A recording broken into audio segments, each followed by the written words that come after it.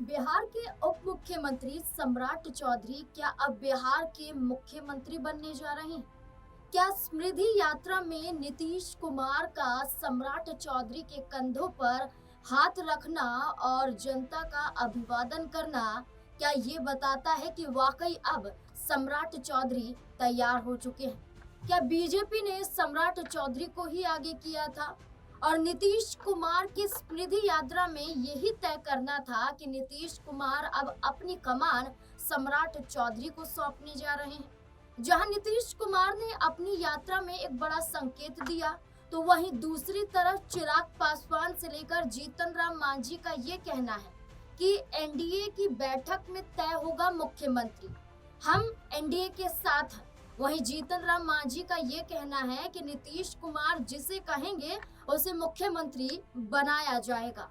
मुझे भी नीतीश कुमार ने ही मुख्यमंत्री की कुर्सी सौंपी थी। जहां जीतन राम मांझी ने ये ऐलान किया, तो वहीं सम्राट चौधरी की चर्चा बखूबी बिहार में होने लगी। वो ओबीसी चेहरा जो 2 बार उप मुख्यमंत्री की कुर्सी पर विराजमान हुआ, अब माना जा रहा है कि मुख्यमंत्री की कुर्सी पर बैठ सकता है।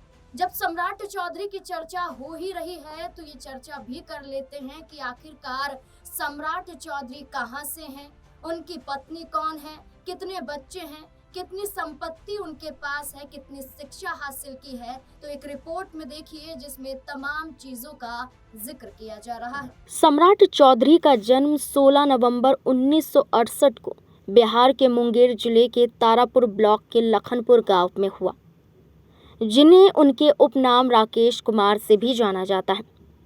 उनके पिता का नाम शकुनी चौधरी और माता का नाम पार्वती देवी है। बिहार के उप मुख्यमंत्री सम्राट चौधरी की पत्नी का नाम ममता कुमारी है। वे एक राजनीतिक परिवार से ताल्लुक़ रखती हैं और सम्राट चौधरी के विधानसभा चुनाव के दौरान सक्रिय रूप से उनके साथ प्रचार में जुड़ी नजर आई हैं। सम्राट की पत्नी ने लॉ की पढ़ाई की है और वे राजनीति में ज़्यादा दिलचस्पी नहीं रखती हैं, बस प्रचार प्रसार में सम्राट चौधरी के साथ दिखाई दी हैं। ममता कुमारी और सम्राट चौधरी के 2 बच्चे हैं। सम्राट चौधरी एक भारतीय राजनीतिज्ञ हैं जो वर्तमान में विजय कुमार सिन्हा के साथ नीतीश कुमार के अधीन बिहार के उप मुख्यमंत्री के रूप में कार्यरत हैं। वे 2025 में तारापुर विधानसभा क्षेत्र से बिहार विधानसभा के लिए चुने जाने से पहले भारतीय जनता पार्टी से बिहार विधान परिषद के सदस्य भी रहे। वे मार्च 2023 से 25 जुलाई 2024 तक भाजपा बिहार राज्य इकाई के पार्टी अध्यक्ष भी रह चुके हैं।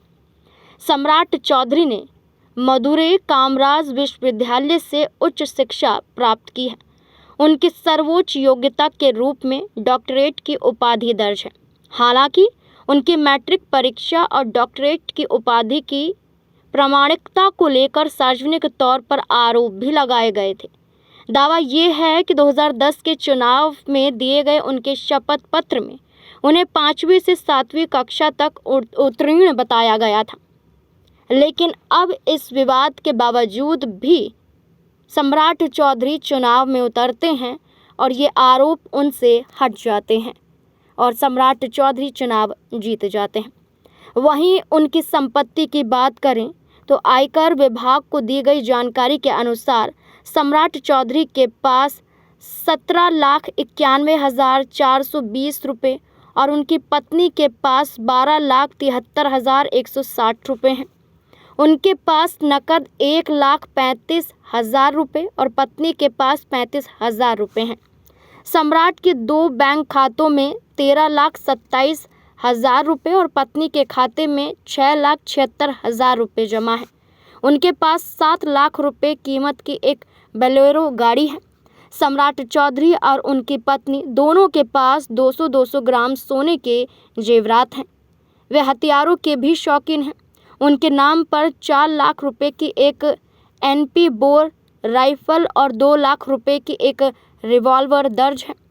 चल संपत्ति की बात करें तो सम्राट चौधरी के नाम पर 99,32,000 रुपये और उनकी पत्नी के नाम पर 27,79,000 रुपये की चल संपत्ति है। वहीं पारिवारिक हिस्से में 4,27,000 रुपये और उनके दोनों बच्चों के नाम पर 41,04,000 और 26,08,000 रुपये की चल संपत्ति भी दर्ज है।